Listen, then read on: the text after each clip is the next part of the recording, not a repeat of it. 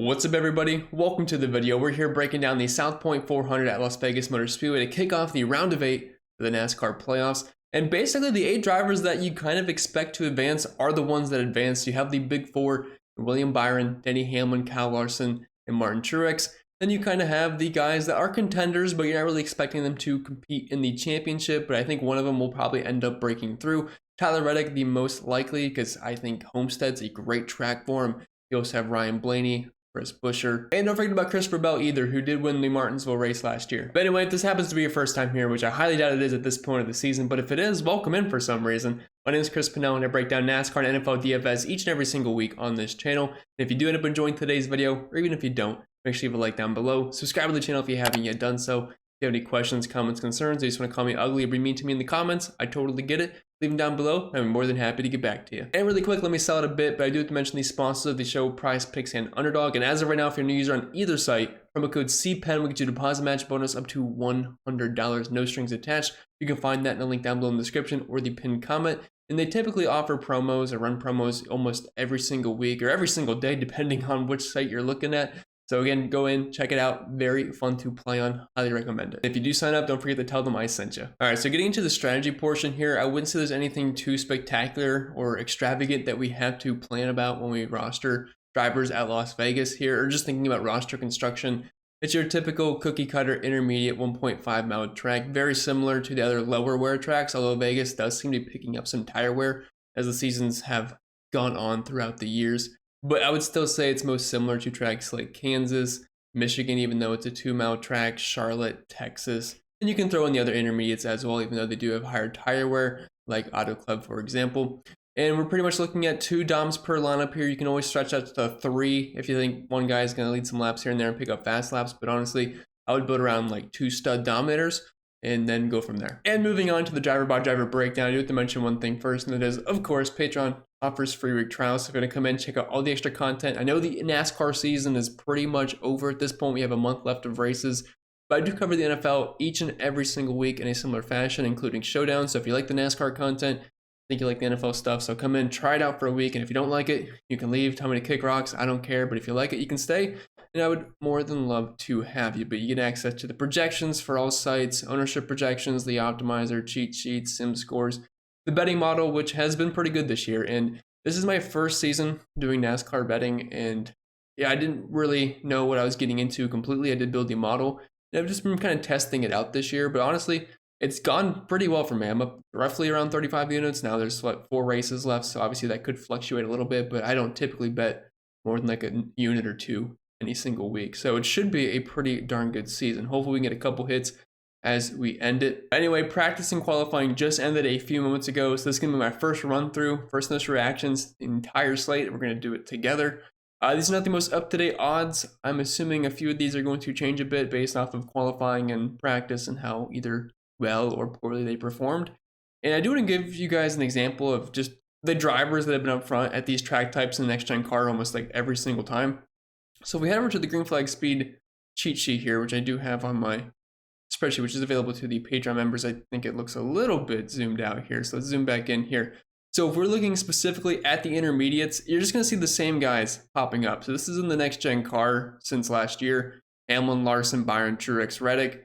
If you go to similar tracks, which is this season, you're going to see Hamlin, Larson, Byron, Reddick, and Truex. If you're looking at current track, you're going to see Hamlin, Larson, Truex, Bell, Reddick, Byron. The tire combination that we're using this season, I believe the Las Vegas race from last year, Hamlin, Truex, Larson, Bell, Reddick, Chastain. Byron's a little bit lower there, but it's a smaller of a sample size. And if we do the overall here, Hamlin, Larson, Truex, Byron, Reddick, Bell. So we're not going to have surprise front runners more than likely. There's always the chance that Chris Buescher, since they've kind of popped out of nowhere later on this season, that he could always potentially get up front, but you typically see the same faces contending to be up front at these track types. So you're going to pretty much pick 2 of those as your dominators, and then we build from there. But let's start with the 5-figure range here, and we have Kyle Larson up top at $11,000, $14K over on FanDuel. He's straight in the front row. Thought he was going to grab the pole, but he looks like the card to beat, which is not surprising. Did open up with the best odds to win over in Vegas. And if you're looking at practice, P8 in the 1, P3 in the 5, P10 in the 1 lap. And obviously we know how good Kyle Larson at these track types. So He's the man to beat for me, and I would build around him. He's going to be my highest owned dominator. I know I haven't looked at really anything else below him, but just from what I saw on the track on Saturday afternoon, he definitely looks like the car to beat. Then Denny Hamlin here at $10,800, 13.5 on FanDuel. He's starting at 15, so he gets some decent place differential here. And if you guys were just looking at the green flag speed numbers and just anything about Denny Hamlin this year or in the next gen car at these track types, he's pretty much up front almost every single time. The problem is, though, he unloaded terrible in practice. Got a little better in qualifying, getting in the top 15, but he was P30 in the 1, 28th in the 5, 18th in the 10. We know this 11 team typically is a bit stronger during the race than they are on Saturday, so that's like the one thing going for him. And I did place a bet on him to win at plus 600, just a unit on that, which I felt good about. It's the only value that I had heading into the weekend. Not sure if that'll still be the case. It might drop. We could see that around 700, 800. I doubt we see a 1 in front of that for 4 figures. If you do, it might be worth it a bit. It might be a bit of an overreaction, but I was not too impressed with the 11 team. He's still someone you have to roster because of how good he is at Vegas and just these tracks in general, but I do have a little bit of concern because it just sucks me to unload fast because there's not too much time or really too many changes you can make in a short matter of time. So we'll see what happens with the 11 team, but I'm not going to hold my breath, but I'll still have exposure for GPPs. William Byron, $10,600. He's starting in third. I think both him and Kyle Larson are very similar plays. These are two of the best drivers of these track types ever since the next gen car in this year. And fifth in the 1 lap, fifth in the 5, second in the 10. These were the two top cars in the 10 lap runs in practice, Kyle Larson and William Byron. So I'd expect them to probably be running 1, 2, or both in the top 3 the majority of this race outside of any issues. Tyler Reddick, $10,300. He's starting in 8th. I think he's a fine turnip play. If you were getting away from guys like Larson, Hamlin, Byron, I think Reddick makes a ton of sense as your second dominator. Because he was pretty fast in practice. P3 in the 1, 4th in the 5, 3rd in the 10. And if you guys were looking at the green flag speed numbers across all different types of combinations, he was near the top, not the absolute top, but he's always going to be a contender. We know he's got speed in that car. I love him next week at Homestead, but it wouldn't surprise me if he at least contends this week at Vegas. Martin Truex Jr., $10,000. He's starting in 4th. I think he's a very similar play to pretty much everybody we talked about so far, but just wasn't as fast in practice. Obviously a bit faster than his teammate Denny Hamlin, but that comes with starting 11 spots further up, so you don't get too much leeway there. He should be top 10, top 5-ish guy the entire race. It's just a matter of being able to dominate because at $10,000, you're pretty much going to have to do that when you don't have much of a place differential cushion to work with. Dropping down to the 9K range, we have Christopher Bell, who once again is on the pole. I feel like this is a weekly thing at this point. Wasn't super fast in practice, 17th in the 1 lap, 9th in the 5, 6th in the 10.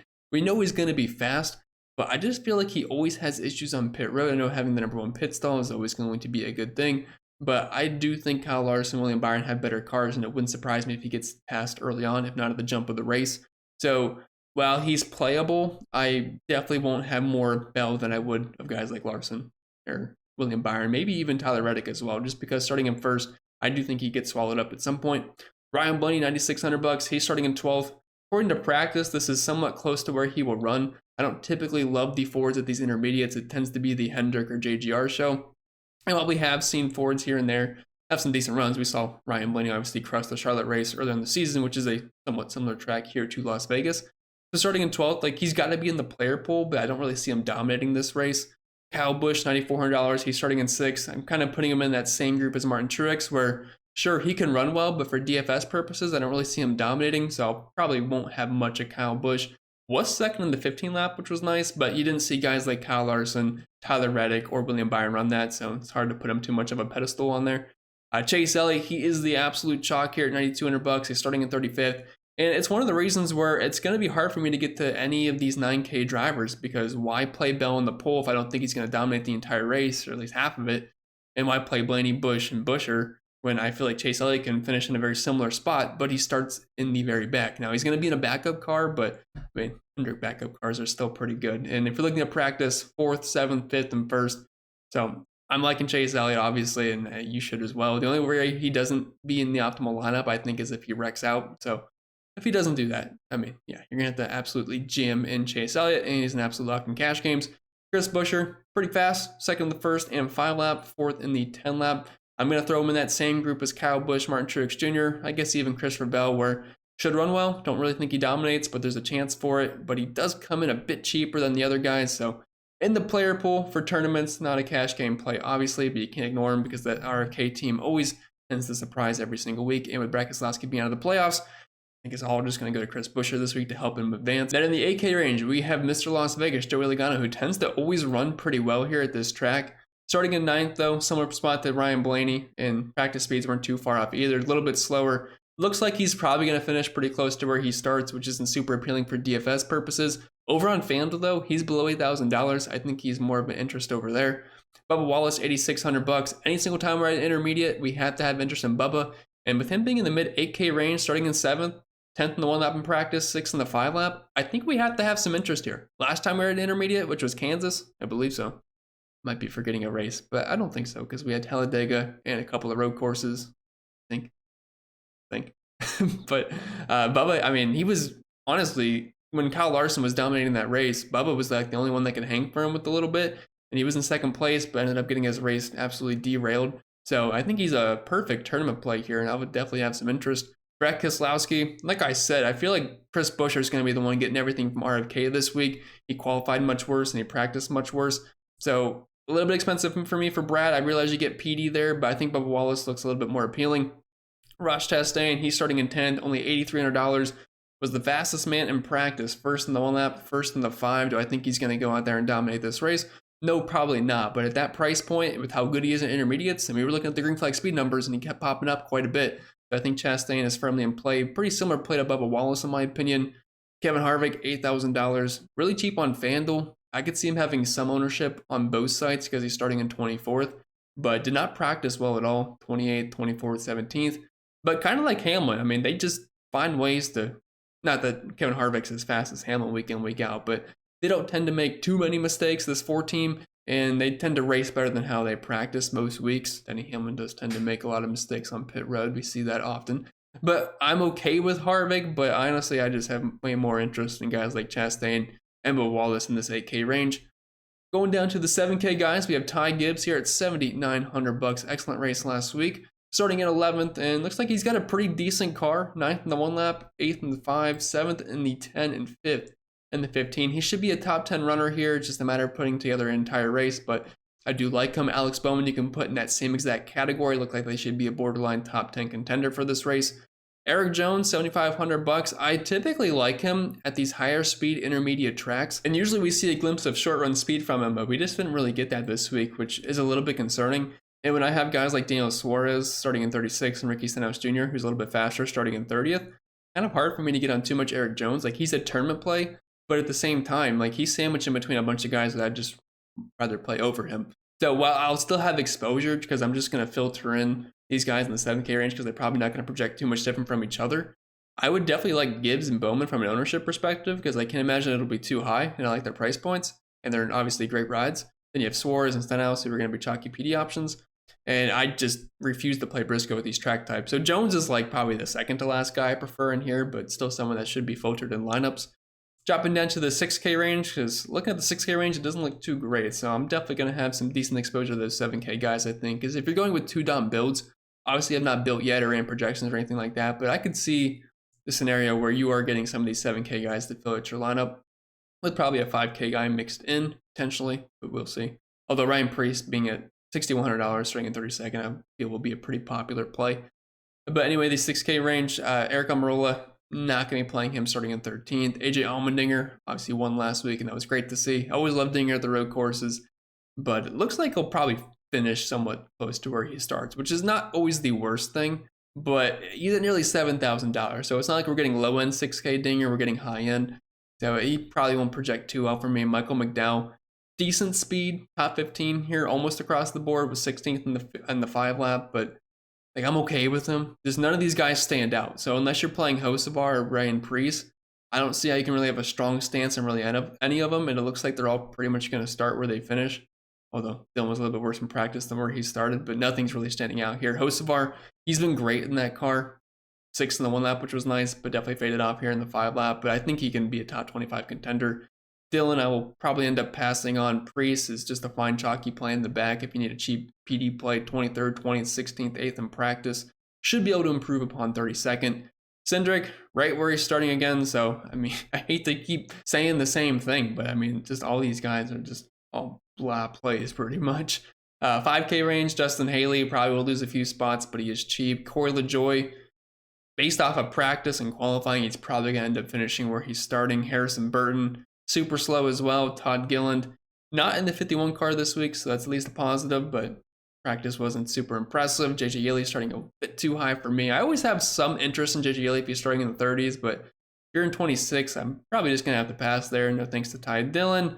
Brennan Poole, no thank you, and BJ McLeod, never. But with that being said, that's all I got for you guys this week. I hope you did enjoy. If you did, make sure you like down below. Subscribe to the channel if you haven't yet done so. If you have any questions or taking on anything I talked about, or is anything silly, serious, I don't care either way.